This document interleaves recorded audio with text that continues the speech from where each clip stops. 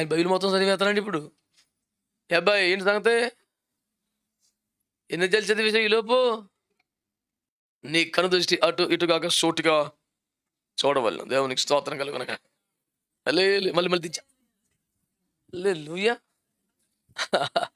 స్తోత్రం చెప్పండి. హల్లెలూయా. కనుక ఈ విరక్తి వచ్చేయాలండి బాబు, ఇక సార్లు అనిపించాలా, ఇప్పటికే బోల్ టైం వేస్ట్ అయిపోయింది బాబు, దేవుని దగ్గరికి వెళ్ళిపోదాం, దేవునిలో బతుకుదాం, దేవుని కొరకు బతుకుదాం తాపత్రయం ఇదేమీ లేకుండా